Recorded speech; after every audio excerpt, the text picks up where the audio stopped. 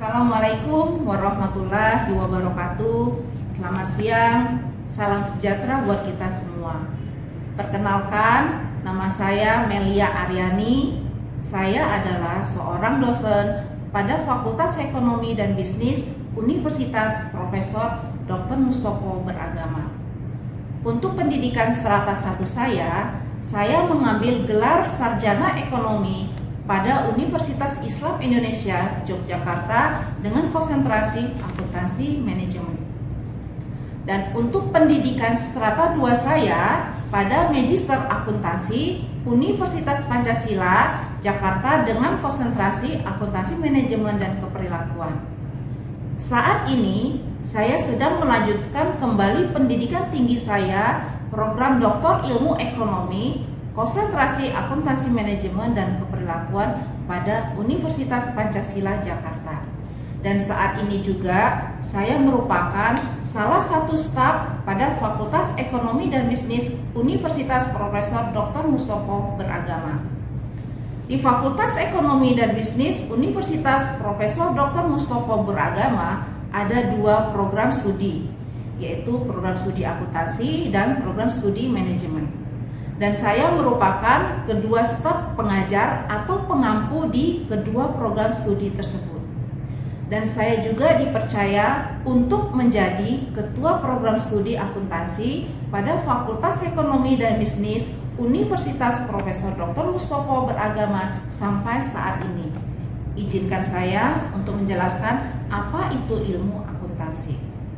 Akuntansi adalah bagian tubuh dari ilmu pengetahuan serta fungsi organisasi secara sistematis, autentik, dan original dalam mencatat, mengklasifikasi, memproses, menulis ikhtisar, menganalisa, dan juga menginterpretasi semua transaksi dan kejadian serta karakter keuangan yang terjadi dalam operasional entitas accounting. Ilmu akuntansi itu merupakan suatu ilmu yang dipergunakan untuk mempelajari seluruh aktivitas pemasukan dan pengeluaran keuangan suatu entitas. Apa saja tentang akuntansi tersebut?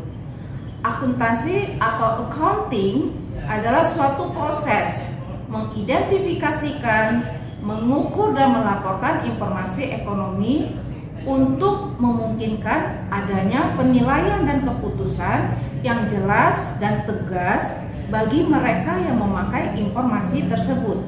Yang pertama, mengidentifikasi.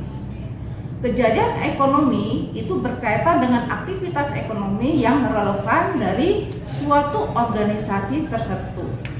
Pembayaran utang misalnya, pembayaran pembelian tunai, penjualan kredit, ya, itu adalah contoh dari kejadian ekonomi tersebut. Kedua, mengukur atau mencatat. Secara historis, aktivitas keuangan organisasi, pencatatan itu dilakukan secara sistematis, berurutan sesuai dengan kronologi kejadian dan harus dapat diukur dalam satuan moneter. Dalam proses pencatatan ini, kejadian ekonomi kemudian diklasifikasi dan diringkas. Yang ketiga, melaporkan atau mengkomunikasikan kejadian ekonomi kepada pihak yang berkepentingan dalam bentuk laporan keuangan yang memuat informasi keuangan organisasi yang dapat dijadikan dasar dalam pengambilan keputusan. Akuntansi juga merupakan suatu ilmu yang di dalamnya berisi bagaimana proses pemikiran sehingga dihasilkan suatu kerangka konseptual yang mencakup prinsip, standar, metode dan teknik serta prosedur yang akan dijadikan landasan dalam pelaporan keuangan dan informasi-informasi lainnya untuk melaporkan keadaan keuangan dari suatu kesatuan usaha. Nah, fungsi utama dari akuntansi di sebuah perusahaan adalah untuk mengetahui informasi tentang keuangan yang ada di perusahaan tersebut. Dari laporan akuntansi dapat melihat perubahan keuangan suatu perusahaan yang terjadi di perusahaan, baik itu rugi ataupun untung. Nah, tujuan utama akuntansi adalah menyajikan informasi ekonomi dari suatu kesatuan ekonomi kepada pihak-pihak yang berkepentingan. Kemudian, informasi tersebut dapat berupa laporan keuangan.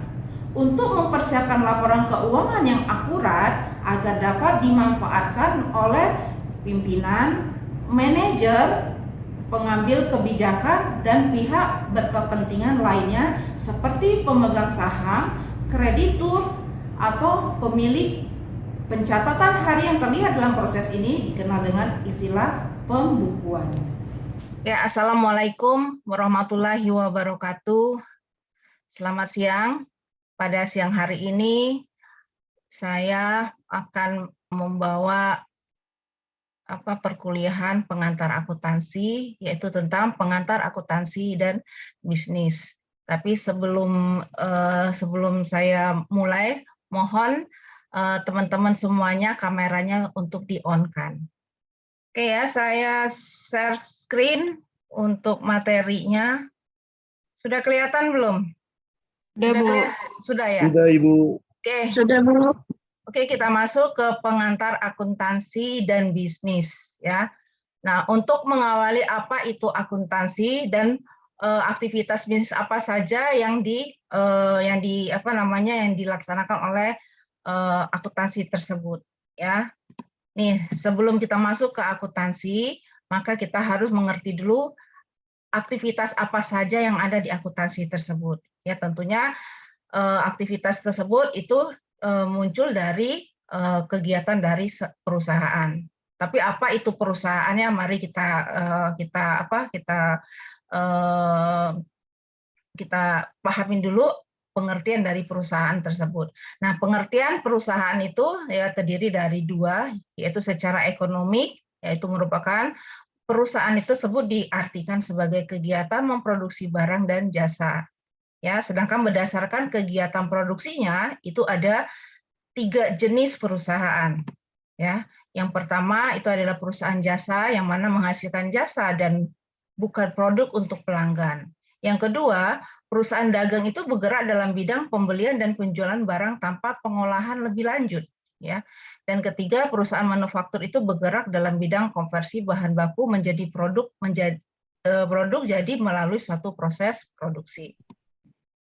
Nah, sekarang kita masuk ke jenis-jenis perusahaan ya. Jenis-jenis perusahaan itu kita mulai dari perusahaan manufaktur, yang mana kita lihat bahwa perusahaan manufaktur itu melalui satu proses produksi. Ya, misalnya perusahaan manufaktur yang menghasilkan produk yang namanya Honda ya. Perusahaan ditangkap aja itu adalah perusahaan PT Honda, yaitu produknya apa yang dihasilkan yaitu mobil dan motor.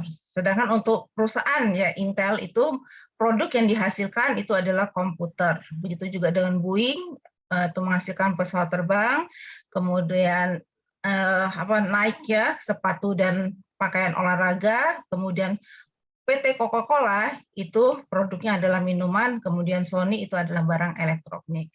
Nah, semua itu memproduksi ya atau mengeluarkan produk ya mobil dan motor itu melalui satu proses produksi.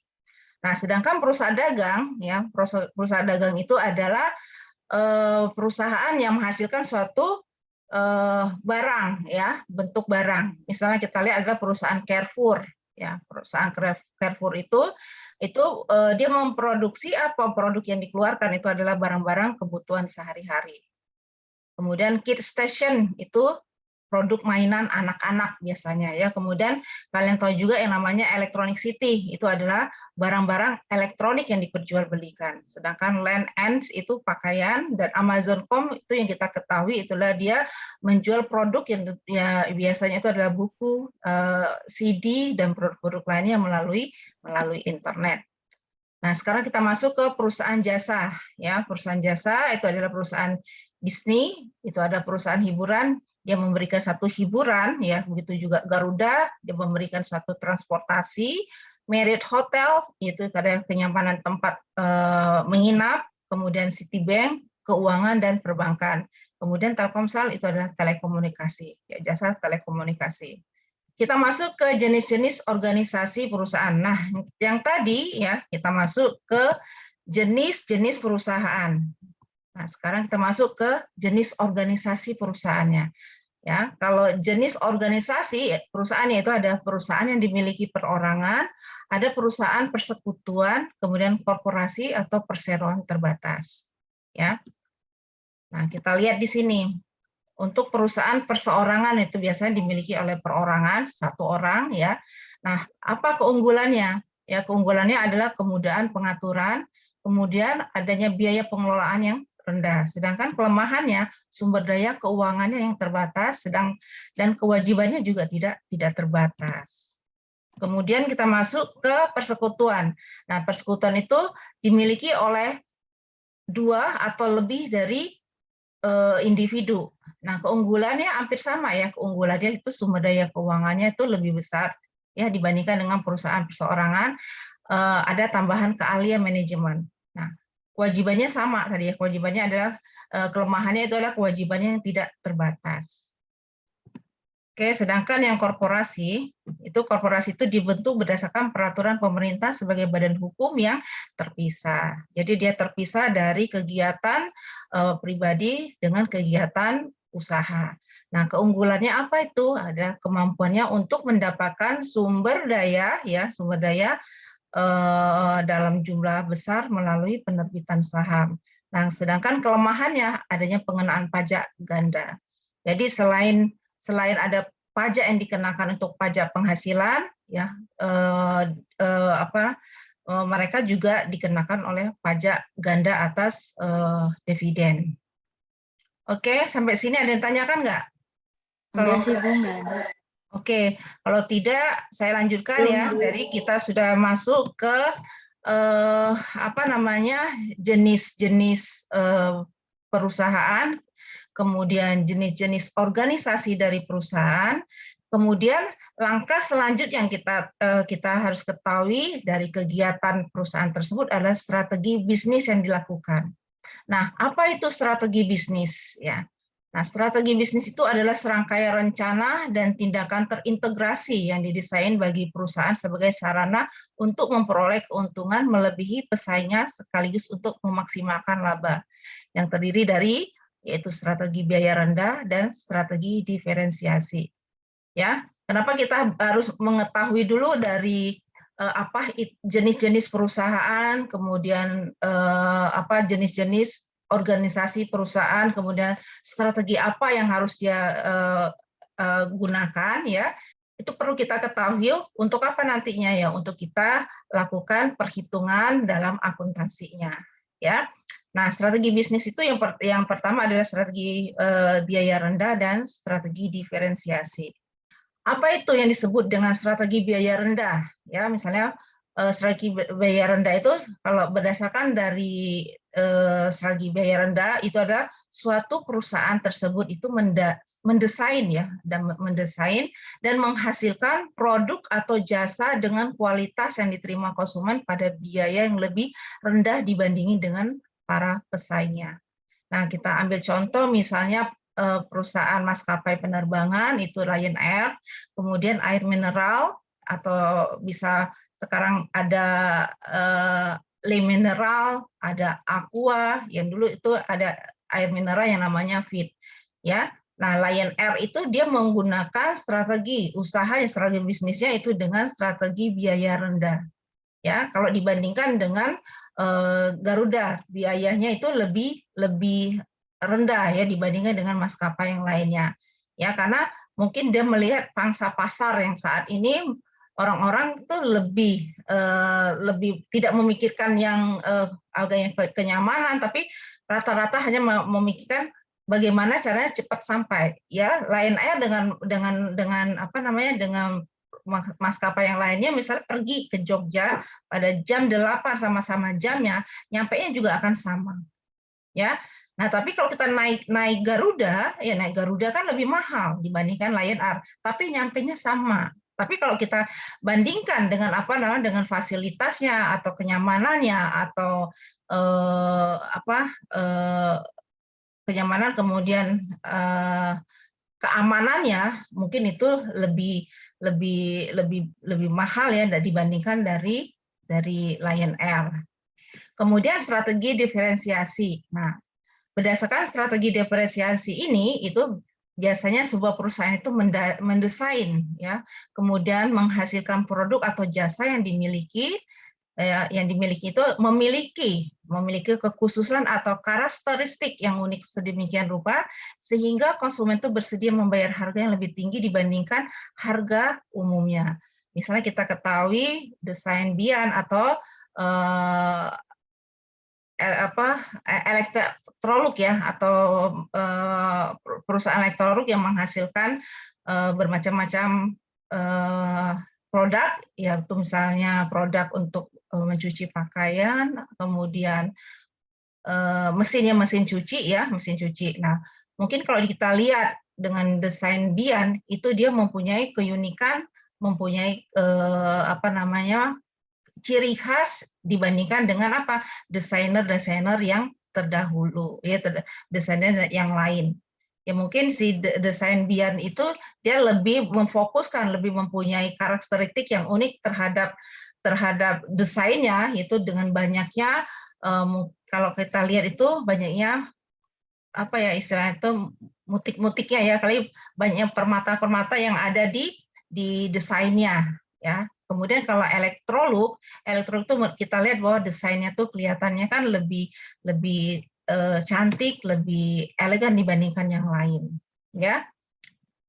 Kemudian setelah kita masuk ke strategi yang akan dilakukan, nah tentunya kita juga harus bisa melihat rantai nilai dari sebuah perusahaan tersebut.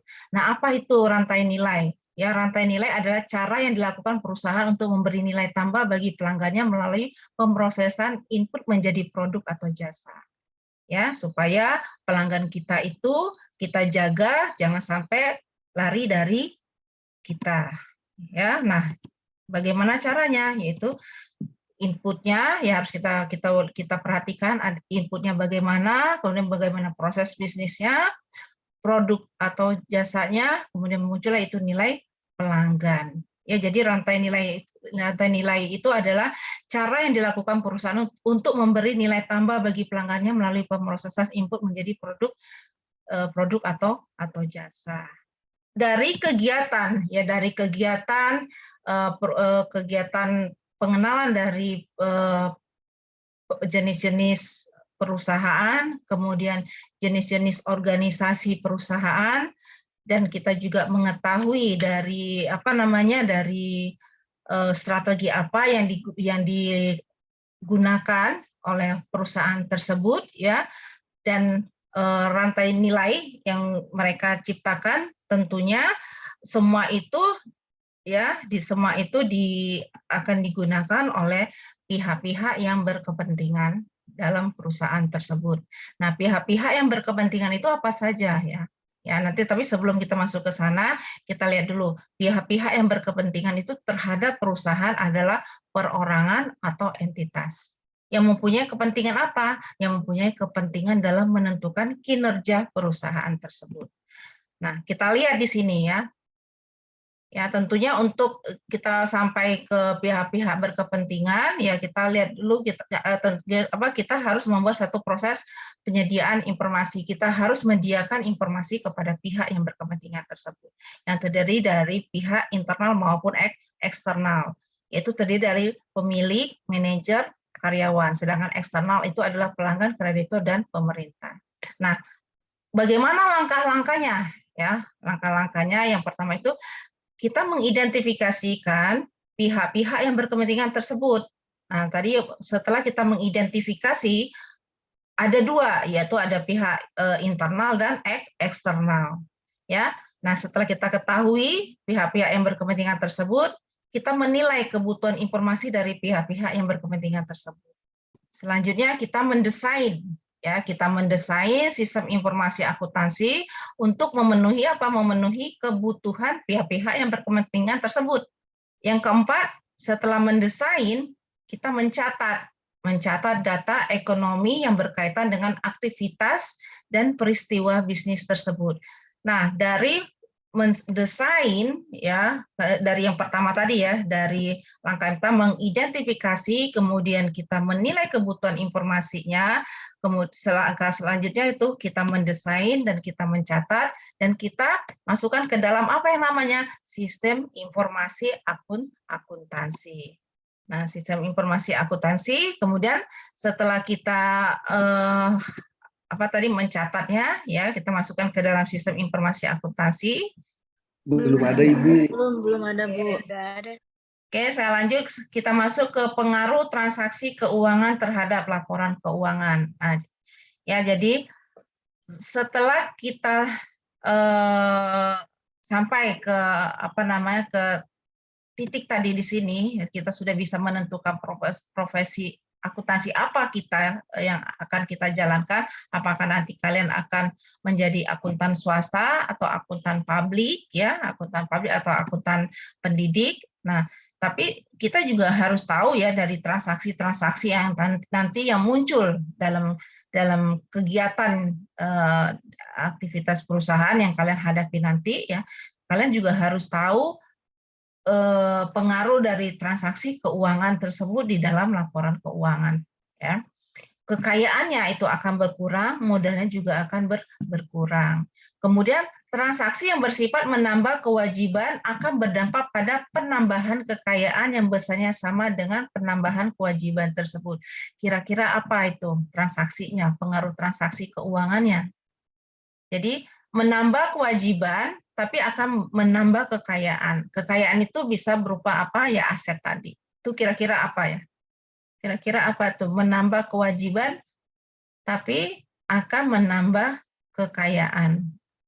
Oke, jadi kalau transaksi yang bersifat menambah kewajiban akan berdampak pada penambahan kekayaan yang besarnya sama dengan penambahan kewajiban tersebut.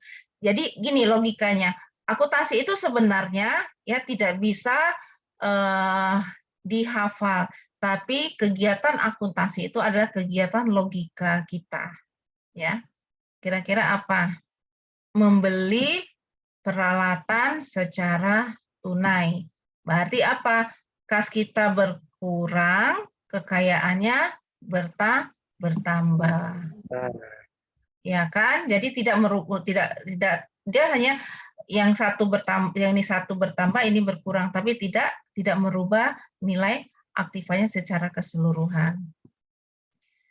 Nah, setelah kita paham dari apa itu akuntansi tadi yang dimulai dari kita mengenal dulu yang namanya perusahaan ya, mengenal yang namanya perusahaan, kemudian kita mengenal jenis organisasi dari perusahaan tersebut, kemudian kita sudah paham dari strategi bisnis yang dijalankan, dan kita sudah menciptakan satu rantai nilai perusahaan tersebut, ya, dan kita sudah tahu juga apa namanya siapa saja nanti yang akan menggunakan dari laporan keuangan kita, sistem informasi yang kita keluarkan, itu ada pihak-pihak yang berkepentingan ya, ada eksternal maupun internal, eksternal dan internal ya. Kemudian kalian juga sudah paham ya dari pengertian akuntansi tadi ya, akuntansi itu kita menghitung atau kita lihat dari kegiatan ekonomi dari kondisi dari suatu perusahaan. Kita sudah tahu prosesnya juga ya, tadi prosesnya kita sudah tahu juga prinsip akuntansi yang berlaku umum. Kemudian kita juga sudah tahu transaksi keuangannya, ada transaksi eksternal, internal, operasi dan modal. Kemudian kita sudah paham juga siapa pemakai laporan keuangan tersebut ya, eksternal dan internal. Kemudian pemakai laporan tersebut itu kepentingannya untuk apa saja ya, baik internal maupun eksternal, dan sudah paham juga dengan tujuan pelaporan keuangan ya, dan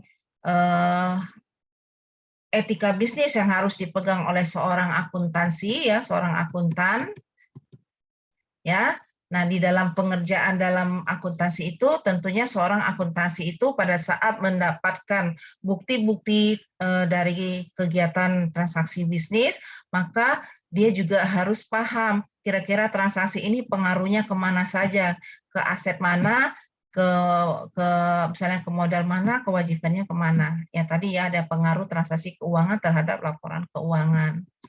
Ya. Nah, setelah kalian sudah tahu, sudah paham pengaruh transaksi keuangan terhadap laporan keuangan, maka untuk langkah awal karena ini adalah pengantar akuntansi, maka langkah untuk pengenalan akuntansinya itu dikenalkan dengan persamaan dasar akuntansi. Ya, persamaan dasar akuntansi di sini adalah aset sama dengan kewajiban plus ekuitas pemilik. Ya. Paham ya, jadi logikanya harus dimainkan di sini di transaksi ini. Chris membuka rekening ya, dananya 25 ke rekening Net Solution. Apa transaksi apa saja yang mempengaruhi terhadap laporan keuangan tersebut? Oh, dia membuka rekening, berarti apa? Kasnya itu bertambah, modalnya bertambah. Kemudian si Chris ini, si Net Solution itu membeli tanah. Nah, dari membeli tanah tersebut, kira-kira transaksi apa saja yang berpengaruh terhadap kegiatan aktivitas bisnis tersebut? Yaitu karena ada penambahan pembelian tanah, berarti tanahnya bertambah. Kita lihat di sini apa? Tanahnya kan dibeli secara tunai. Berarti nilai kas asetnya itu berkurang, tanahnya itu bertambah, modalnya tetap. Jadi tetap saldonya, posisi keuangannya itu tetap sama-sama 25.000 dolar. Oke, sekarang kita masuk ke laporan berikutnya. Ya, laporan keuangan berikutnya yaitu laporan arus kas. Laporan arus kas itu adalah laporan dari penggunaan kas dari perusahaan tersebut ya. Itu kas yang ada di perusahaan itu digunakan untuk apa saja. Nah, arus kas itu terdiri dari aktivitas operasi, investasi maupun pendanaan. Nah, untuk kita lihat arus kas dari kegiatan aktivitas operasi, kas yang diterima dari pelanggan tadi yaitu dari jasa yang diterima itu ada 7.500. Kemudian untuk membayar, yang dikeluarkan untuk membayar itu apa saja? Ada 4.600. Jadi arus kas bersih dari aktivitas operasi 2.900. Jadi kalau kita lihat dari arus kas dari kegiatan aktivitas operasi itu adalah kegiatan dari operasional perusahaan tersebut. Ya, kalau di luar dari kegiatan operasional tersebut tidak dimasukkan dalam aktivitas operasi.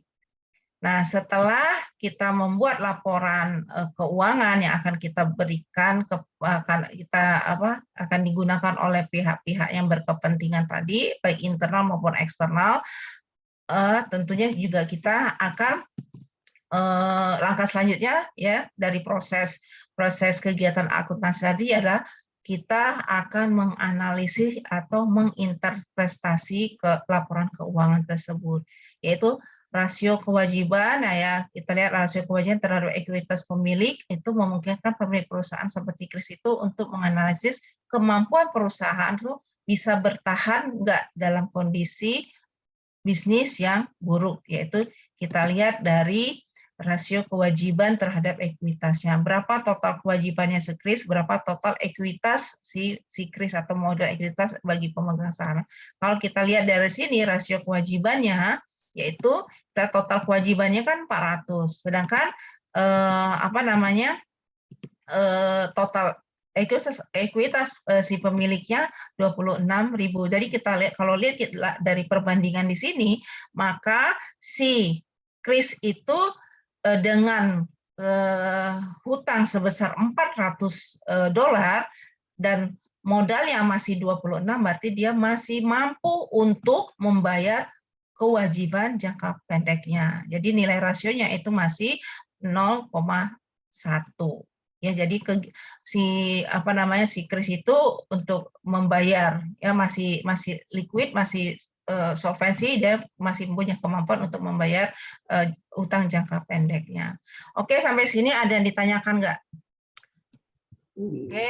Belum ada, Bu. Nggak ada, Nggak Bu. ada.